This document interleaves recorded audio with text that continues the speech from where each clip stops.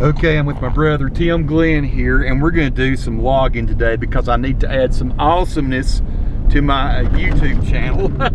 And we're in Avery County. Tim, tell us where we are here. We're in basically the Crossnore community, kind of in between Crossnore and Newland. Right over there, you're looking at the timber we're cutting. You can see where I've already cut some trees. Yep.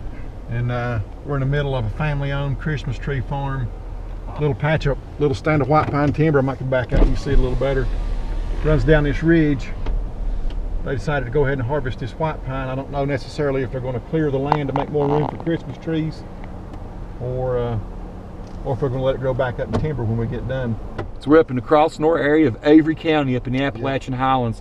What are we, maybe 3,600 feet high here or something like that? Yeah, you're at least 3,500 foot. The top of this mountain over here in the back of us is called the Hawshaw.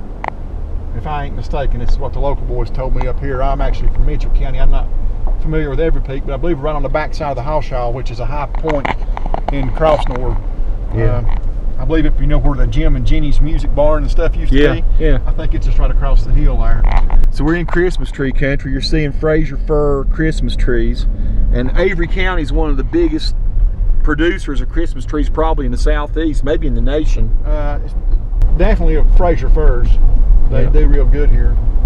So we're taking down white pines, and we're going to check in. I can see one of your, what is that? What piece of equipment is that over there? You're looking at my dozer and my knuckle boom. Okay. And these pines, I don't know if you can get much perspective right now. We're looking at about 80 to 90 foot tall pine trees. Okay. I'm gonna estimate the age of them between 80 and 90 year old, and we've got some real good diameters.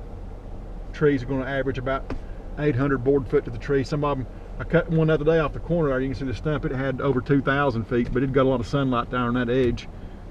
And we got a little bit of wind blowing. You can see the trees are moving around. That makes it a little tricky on us. So we just got to be extra careful, and if the wind gets too bad, we may have to wait. So Tim's going to take his dozer down here where he's getting ready to start sawing. I'm going to follow him.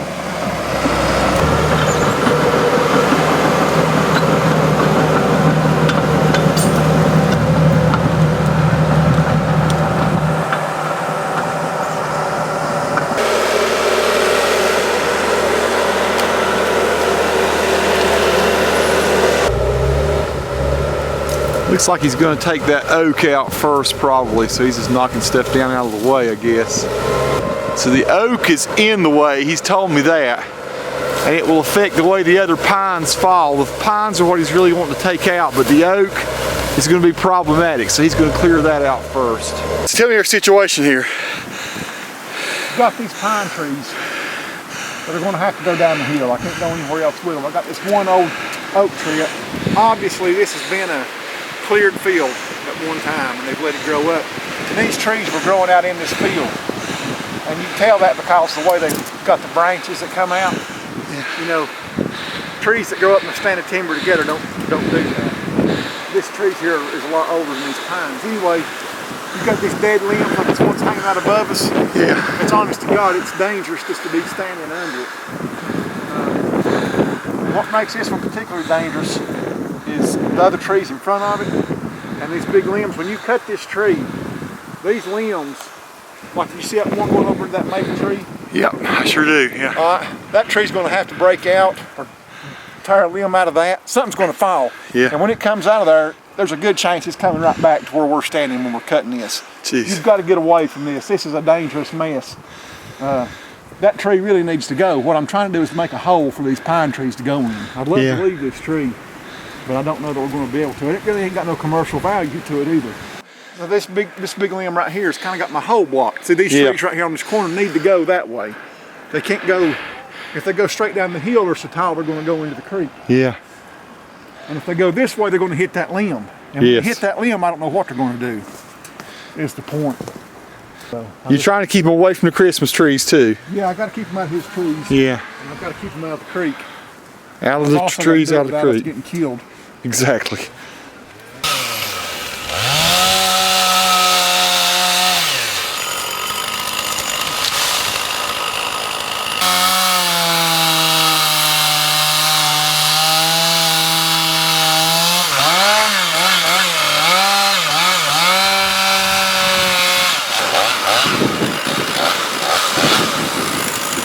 I want to cut it little more trying to leave me a trigger on it. It's got a lot of weight going that way, so I feel comfortable that it's going down the hill.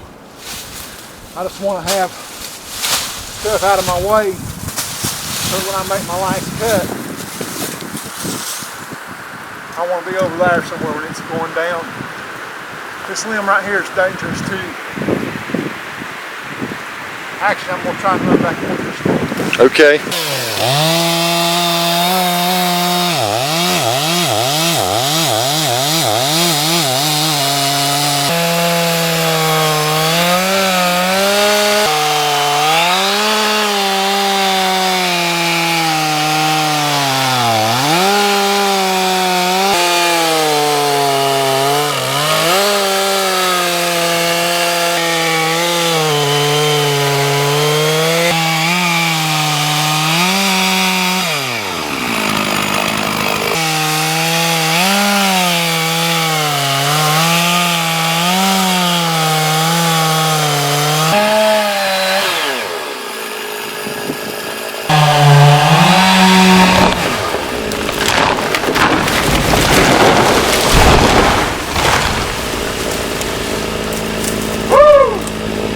Pretty massive.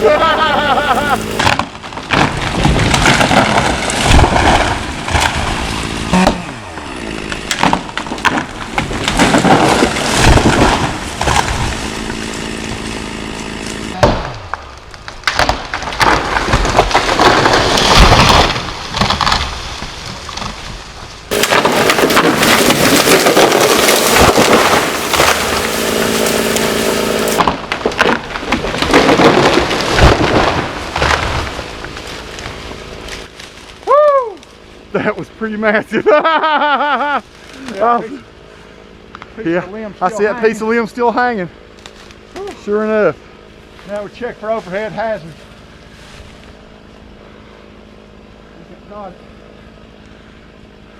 Here is the stump of that one.